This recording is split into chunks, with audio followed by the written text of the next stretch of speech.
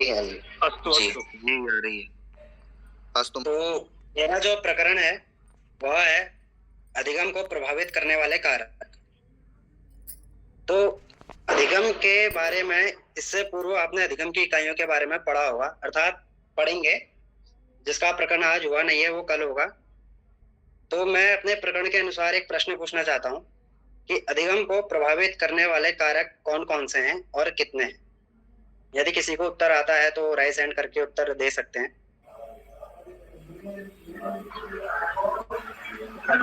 स्वास्थ्य, आयु, मनोवैज्ञानिक कारक आदि। ठीक है। भाषा।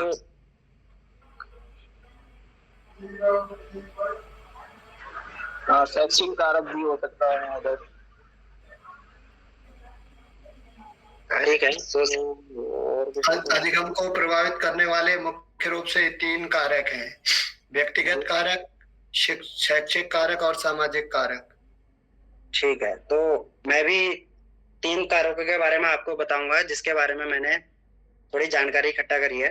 तो मैं आपको स्क्रीन शेयर करता हूं।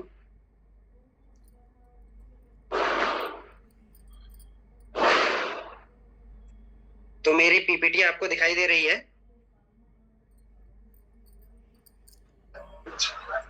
हाँ महोदय। जी जी दिखाई दे रही है। ठीक है। तो इसके प्रस्तावना में जो मैंने लिखा है मैं उसका अर्थ आपको बताता हूँ कि इस खंड की पहली तीन इकाइयों में आप अधिगम के उपागम और अधिगम के पक्षों के बारे में अध्ययन कर चुके हैं, अर्थात करेंगे जब आपका यह अधिगम का प्रकरण कल चलेगा। तो शिक्षक के मस्तिष्क में प्रायः यह प्रश्न उठता है कि भिन्न भिन्न विद्यार्थियों में अधिगम की मात्रा भिन्न भिन्न क्यों होती है।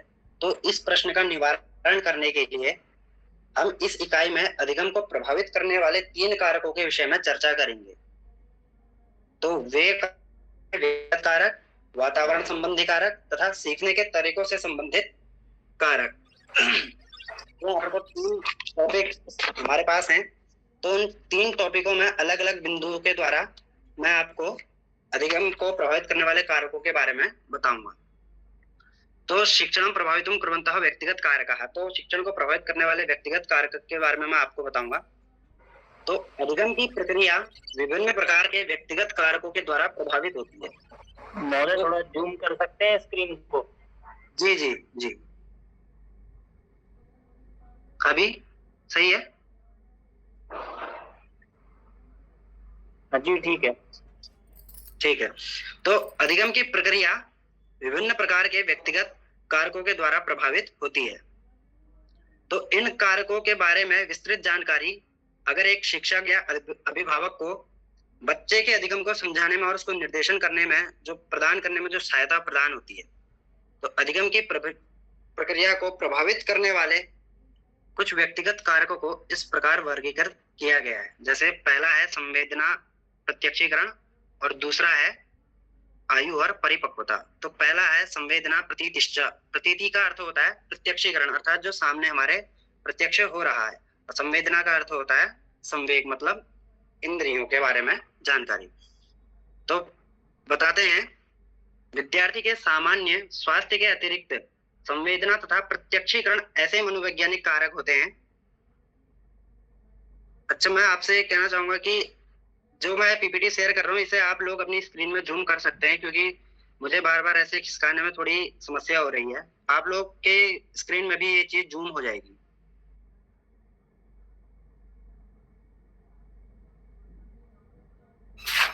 अगर हो रही है तो बताएं। हो जाती हो रही है ना? जी महोदय। ठीक है। तो मैं इतना जूम नहीं करता क्योंकि मुझे थोड़ी समस्या हो रही है। तो शुरू करते हैं। तो विद्यार्थी के सामान्य स्वास्थ्य के अतिरिक्त संवेदना तथा प्रत्यक्षीकरण ऐसे मनोवैज्ञानिक कारक हैं जो अधिगम में सहायता प्रदान करते हैं। अर्थात प्रत्यक्षीकरण और संवेदना जो हम जिससे सीखते हैं तो ये अधिगम में सहायता करते हैं, मुख्य सहायता। जैसे संवेदना जो है प्रत्यक्षीकरण के केंद्र में होती है, कि संवेदना प्रत्यक्षीकरण की जो प्रतीति होती है उसके केंद्र में संवेदना होती है। तो प्राणी में 5 संवेदी अंग होते हैं: त्वचा, कान, जिह्वा, आंखें और कान। जिन्हें ज्ञानेंद्रियां भी कहा जाता है। तो ये जो संवेदी अंग होते हैं, जो ज्ञानेंद्रिय होती है, ये वातावरण में स्थित विभिन्न उद्दीपकों के प्रत्यक्षीकरण में सहायक होते हैं। अर्थात जो हम वातावरण में स्थित जो अलग अलग प्रकार के जो उद्दीपन होते हैं, जिनसे हम कुछ सीखते हैं, जो हमारे सामने प्रतीत होते हैं, यह संवेदी अंग उनमें उनको सीखने में सहायक होते हैं।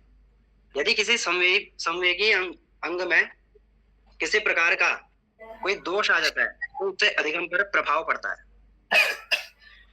जैसे उदाहरण के लिए, जैसे दृष्टि में दोष, जैसे आंग्ल भाषा में मायोपिया एक बीमारी है जो दूरदृष्टि दोष होती है, और एक होती है हाइपरमेट्रोपिया जो निकट दृष्टि दोष जो इत्यादि, मतलब जैसे बिना चश्मे के कोई निकट दृष्टि दोष है और बिना चश्मे के कोई पढ़ता है तो उसके सर में दर्द होने लगता है, दूर दृष्टि वालों को चक्कर आने लगते हैं, या इस प्रकार से अध्ययन में सामान्य तरीके से अरुचि होना प्रारंभ हो जाती है, जिससे अधिगम में प्रभाव पड़ता है। तो संवेदी प्रत्यक्षीकरण का जो प्रभाव है वो यह है। और अगला जो बिंदु है इस टॉपिक का वह है वयः प्रौढ़ता च।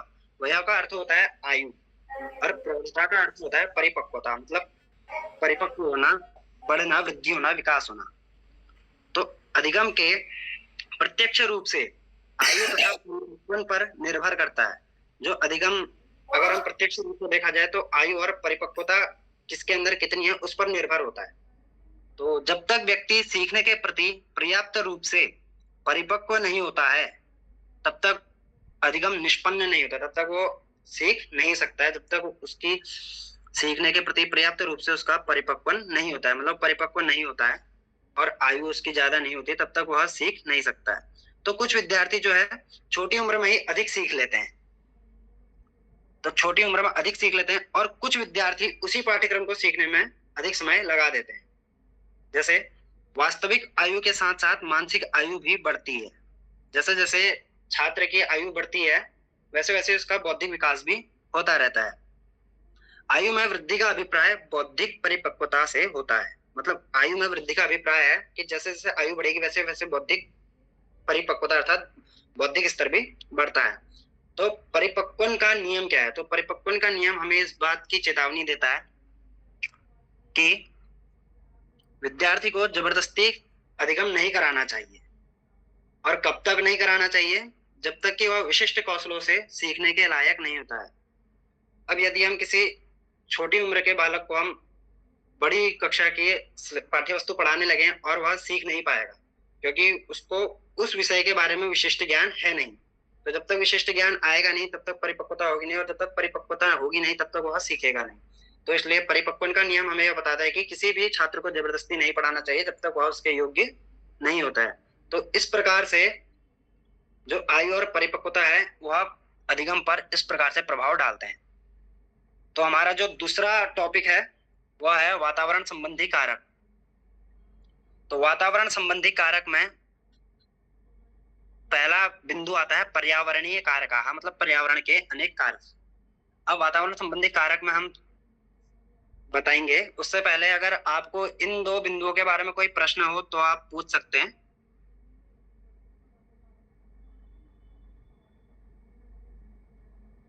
ठीक है, तो हम वातावरण संबंधी कारक में चर्चा करेंगे। तो माँ के गर्भधारण से ही बच्चे पर वातावरण का प्रभाव पड़ता है। अर्थात जब कोई महिला गर्भधारण करती है तो उस समय से उस पर वातावरण का प्रभाव पड़ता है। अब वो कैसे पड़ता है? तो वो आंतरिक वातावरण का प्रभाव पड़ता है। जैसे माँ का शरीर माँ को शारीरिक या मानसिक या संवेगात्मक दशाएं जो माँ के गर्भ में पल रहे भ्रूण के विकास को प्रभावित करती है। अर्थात जैसे शारीरिक कोई प्रभाव पड़ता है, मानसिक प्रभाव पड़ता है, संवेगात्मक अर्थात जो सीखते हैं जो आंतरिक होता है, तो उससे आंतरिक वातावरण का प्रभाव पड़ता है, वो भी भ्रूण के विकास में। अब बच्चे के जन्म के बाद से उसका बाह्य वातावरण प्रारंभ होता है। अर्थात एक तो आंतरिक वातावरण हो गया जो शारीरिक, मानसिक और संवेगात्मक दशाओं के द्वारा पड़ता है, और जो बाह्य वातावरण है उसके बारे में हम चर्चा करेंगे। तो हम प्राकृतिक, सामाजिक और सांस्कृतिक वातावरण के बारे में जानेंगे। तो मैंने जो यह आपको प्रस्तावना बताई उससे यह आशय है कि हम बच्चे के उन प्राकृतिक, सामाजिक और सांस्कृतिक वातावरण के बारे में चर्चा करेंगे जिसके साथ बच्चा अंतः क्रिया करता है और उससे प्रभावित होता है। तो हमारा पहला कारक है प्राकृतिक पर्यावरण, जो आपको यहाँ दिख रहा होगा 7वें पेज नंबर पे। तो उससे ऊपर की यह प्रस्तावना थी। तो प्राकृतिक पर्यावरण में हम चर्चा करेंगे। प्राकृतिक वातावरण के अंतर्गत जलवायु और वायुमंडलीय दशाएं आती हैं। अर्थात प्राकृतिक वातावरण में जब बच्चा बाह्य वातावरण में प्रविष्ट होता है तो जलवायु और वायुमंडलीय 2 दशाएं आती हैं। यह दशाएं जो होती हैं अधिगम को प्रत्यक्ष रूप से प्रभावित करती हैं।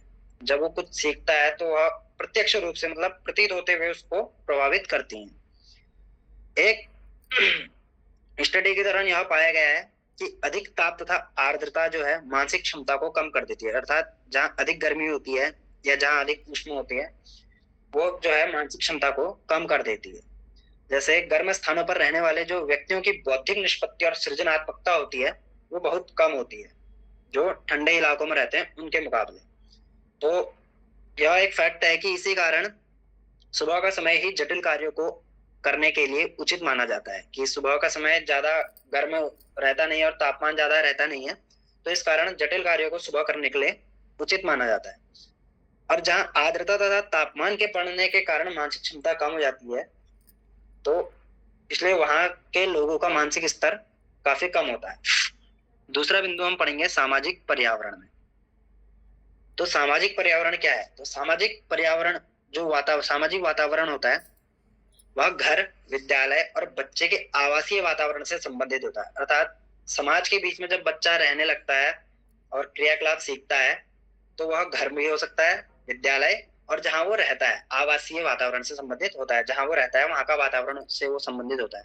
तो जैसे घर में घर की भौतिक दशाएं, जैसे बड़ा परिवार या छोटा परिवार होना, या अपर्याप्त संवादन जहाँ उसको पढ़ने की जगह पर्याप्त नहीं मिल रही है, अनुपयुक्त प्रकाश जहाँ उसे कुछ ज्यादा ही प्रकाश या उसे उतना प्रकाश नहीं मिल पा रहा है जिसमें वो अपनी पढ़ाई कर सके, अधिक तापमान या कम तापमान, क्योंकि तापमान जो है बौद्धिक क्षमता को कम कर देता है, जहाँ रेडियो टेलीविजन के प्रयोग के कारण जहाँ शोरगुल ज्यादा रहता है जिस घर में, या कोई ऐसा पड़ोसी का शोरगुल घर जहाँ संबंधी या मित्रगण लगातार आते जाते रहते हैं। तो ये चीजें जो है, ये जो वातावरण सामाजिक वातावरण बनता है, यह बौद्धिक विकास में जो अधिगम को प्रभावित करता है। जैसे एक ऐसा विद्यार्थी जो ऐसे गरीब घर से आता है जिसे अपने घर से बौद्धिक उद्दीपन नहीं मिलता है तो वह कक्षा में सुस्त और अनुक्रिया विहीन विद्यार्थी हो जाता है। अब जैसे कुछ समुदायों में ऐसा होता है कि लड़के लड़कियों में बहुत अधिक भेदभाव होता है समाज के द्वारा, और कहीं कहीं तो ऐसा होता है कि लड़कियों को अप्रत्यक्ष रूप से या प्रत्यक्ष रूप से ऐसा कह दिया जाता है कि शिक्षा उनके लिए नहीं है। हालांकि शिक्षा पर सबका समान अधिकार है, लेकिन कुछ समुदायों में ऐसा कह दिया जाता है क्योंकि समाज के द्वारा ही समुदाय है, तो समुदाय में यह कह दिया जाता है कि लड़कियों के लिए शिक्षा नहीं है। तो इस प्रकार से सामाजिक वातावरण से अधिगम में प्रभाव पड़ता है। जो तीसरा हमारा टॉपिक है वह है सांस्कृतिक वातावरण। सांस्कृतिक वातावरण क्या है? तो सांस्कृतिक मांग तथा सामाजिक अपेक्षाएं भी अधिगम को प्रभावित करती हैं। अर्थात जो सामाजिक अपेक्षाएं, जैसा समाज चाहता है लेकिन वैसा इंसान कर नहीं पाता है, तो इस चीज से भी अधिगम में काफी प्रभाव पड़ता है। जैसे संस्कृति का प्रभाव सामाजिक और शैक्षणिक संस्थाओं में प्रतिबिंब होता है। तो हमारा जो तीसरा है पार्ट वो ये है। तो सांस्कृतिक का प्रभाव सामाजिक और शैक्षिक संस्थाओं में प्रतिबिंब होता है, अर्थात यह एक दूसरे के समान होते हैं जिससे जो अधिगम को प्रभावित करते हैं। तो इसलिए बच्चों का सीखना संस्कृति की मांग तथा अपेक्षाओं के ऊपर निर्भर होता है कि जहाँ वो उसका समाज जो संस्कृति उसकी चल रही है उसकी अपेक्षाएं और उसकी मांगे जो है, अगर बच्चा उससे कुछ सीखता है तो उस पर बहुत कुछ निर्भर होता है उसके अधिगम के लिए। कि जैसे संस्कृति, अगर गलत संस्कृति चल रही है तो बच्चा वैसा ही सीखेगा। अगर कहीं समाज में अच्छी संस्कृति चल रही है, अच्छी मांगे हैं, तो बच्चा वैसा ही सीखता है। तो संस्कृति की मांग और अपेक्षाओं से काफी फर्क पड़ता है बच्चे के अधिगम पर। तो संस्कृति के दार्शनिक घटक भी बच्चों के अधिगम को प्रभावित करते हैं। जैसे संस्कृति के दार्शनिक घटक, जैसे संस्कृति है समाज की, तो आगे बता रहे हैं संस्कृति कैसी है, तो कौन सी संस्कृति है जो बच्चे के अधिगम को प्रभावित करती है। तो बताते हैं कि लोकतांत्रिक। तो लोकतांत्रिक संस्कृति में बच्चे जो है लोकतांत्रिक मूल्यों तथा दृष्टिकोणों को प्राप्त करना चाहते हैं। कि कोई पढ़ाई में कमजोर हो जाता है, औसतन बच्चे हो जाते हैं, तो वे ये सोचते हैं कि चलो लोकतांत्रिक चीजों में, इस संस्कृति में बच्चा चला जाता है, या वैसे दृष्टिकोणों को वो समझता है और उस दिशा में चला जाता है अपनी पढ़ाई को छोड़ करके। तो जिससे उनके अधिगम पर इससे भी क्या पड़ता है, प्रभाव पड़ता है। तो सांस्कृतिक वातावरण से भी बच्चे के अधिगम पर प्रभाव पड़ता है। तो हमारा जो अंतिम टॉपिक था सीखने के बारे में, सीखने का क्या अधिगम से क्या है। तो अधिगम की पद्धतियां, पद्धति बोलते हैं अर्थात मतलब विधियां, कि अधिगम की विधियां, अधिगम को कैसे कैसे सीखा जा सकता है जो हमारे सीखने में प्रभावशाली हो, जो हमें लाभ मिले, जिसको करने से हमें लाभ मिले, जो हमारे लिए लाभदायक। तो हमारा है संपूर्णम बनाम भाग शिक्षण। संपूर्ण मतलब कहते हैं कि पूर्ण, बनाम भाग शिक्षण मतलब खंड अधिगम, कि मतलब खंड खंड करके पढ़ना और पूरा एक साथ पढ़ना, ये इसका अर्थ है। तो हम इसे समझाएंगे। तो इससे पूर्व वाले टॉपिक में अगर किसी को कुछ पूछना है, प्रश्न, तो पूछ सकता है।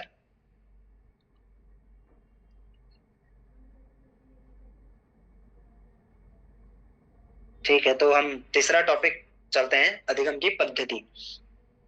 तो हमारे सम्मुख संभवतः एक प्रश्न होता है कि जैसे कविता है या गद्यांश है, पद्यांश है, कोई कहानी है, तो उसे कभी कभी बच्चे को याद करने के लिए दिया जाता है। जैसे कक्षा में रहते हैं तो गृह कार्य, तो बच्चे के सामने यह प्रश्न होता है कि वो उस गद्यांश को या पद्यांश को, कविता को छोटे छोटे खंडों में बनाकर याद करें या पूरी कविता एक साथ याद करें। तो इसके लिए दो मुख्य भूमिका है। पहली तो ये कि वो निर्भर करता है कि पाठ्य वस्तु की मात्रा कितनी है, अर्थात पाठ्य वस्तु की मात्रा कितनी है, कितना पाठ्य वस्तु हमें याद करने के लिए मिला है। तो वो उस हिसाब से उसे खंड, अगर ज्यादा लंबा है तो खंड खंड करके उसे याद कर सकते हैं, अथवा अगर छोटा है तो उसे एक बार में याद किया जा सकता है, मतलब पूर्ण में। तो दूसरा है कि पाठ्य वस्तु का प्रकार कैसा है, कि वो गद्यांश है, पद्यांश है, कविता है, कहानी है इत्यादि। तो ये इन दो चीजों पर निर्भर करता है कि जो हमें याद करने का जो मिला है वो खंड खंड में याद किया जाए अथवा पूर्ण याद किया जाए। तो प्रायः पूर्ण विधि अधिक कुशाग्र तथा परिपक्व बच्चों पर अधिक प्रभावी होती है। अर्थात जो पूर्ण विधि होती है, जैसे पूरा एक साथ याद करना है, तो वो उन बच्चों के लिए लाभकारी होती है जैसे जो कुशाग्र होते हैं, जो जिनकी कैचिंग पावर अच्छी होती है, जो एक बार में सुना हुआ उसे आधे से ज्यादा उन शब्दों को ग्रहण कर लेते हैं कि क्या बोला गया था। तो कुशाग्र बच्चे या परिपक्व हैं, जो जिनका बौद्धिक स्तर काफी अच्छे स्थिति पर है, जिससे वो पूर्ण विधि के द्वारा याद कर लेते हैं। विशेषकर तब जब सीखने वाला पाठ्यक्रम बहुत लंबा ना हो तब, अर्थात जब पाठ्यक्रम ज्यादा लंबा ना हो तो पूर्ण विधि वहां काम कर जाती है अच्छी प्रकार से। और छोटी आयु के जो धीमी गति से मतलब जो सीखते हैं, जो औसत विद्यार्थी होते हैं, जो मतलब थोड़ा कैचिंग पावर उनकी कम होती है, वो शब्दों को कम पकड़ पाते हैं एक बारी में सुनने में, तो उनके लिए जो है खंडे खंडे विधि का इस्तेमाल किया जाता है, जो उनके लिए लाभदायक होती है। तो यहाँ पर को हमने दो विधियां पढ़ी, पूर्ण विधि और खंडे विधि, जो हमें सीखने में काफी लाभदायक होती हैं। और एक विधि के बारे में हम और चर्चा करेंगे, जो है मध्यस्थ विधि। तो इसका भी कुछ लगभग जो है ये पूर्ण विधि से ही रिलेटेड होती है।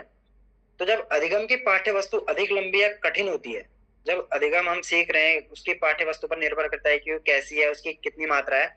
अगर उसकी मात्रा कुछ ज्यादा लंबी है या वो कैसी है, तो अगर वो कठिन है तो पूर्ण विधि व्यर्थ लगने लगती है। कि जब आपको 2 पन्ने का याद जैसे 4 पन्ने का याद करने को दिया जाए तो वो कुछ ज्यादा ही लंबी अधिक है, पाठ्य वस्तु की अधिक लंबी है, तो यहाँ पर को पूर्ण विधि भी हमें व्यर्थ लगने लगती है कि हम एक बार में 4 पन्ने याद नहीं कर सकते।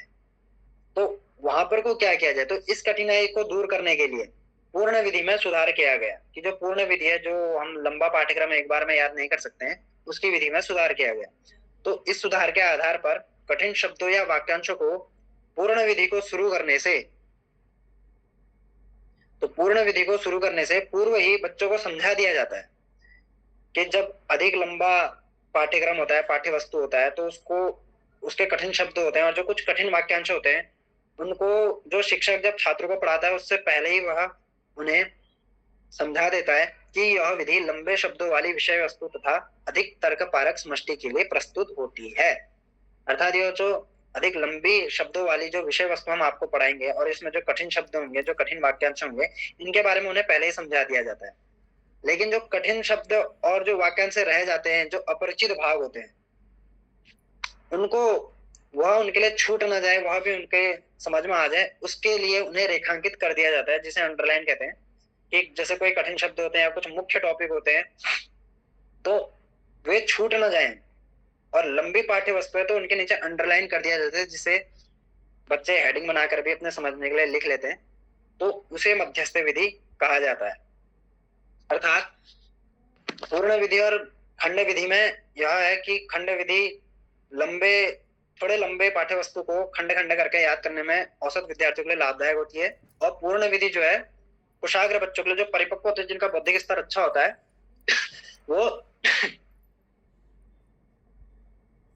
वो एक जो पाठ्य वस्तु होती है लंबी, उसे एक बार में याद कर लेते। लेकिन जो अधिक लंबी पाठ्य वस्तु होती है उसे याद करना थोड़ा कठिन हो जाता है, या उसे स्मरण करना मुश्किल है, उसे पढ़ना मुश्किल है, तो उसके लिए मध्यस्थ विधि बनाई गई, जिससे लंबी पाठ्य वस्तु लेकिन जो कठिन और वाक्यांश, जो कठिन शब्द और कठिन वाक्यांश हैं वो ना छूटे और वो भी उनके समझ में आ जाए, इसके लिए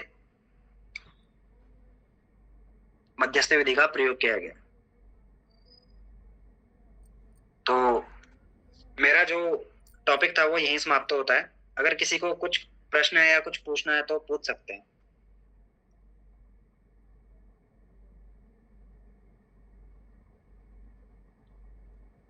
ठीक है, धन्यवाद।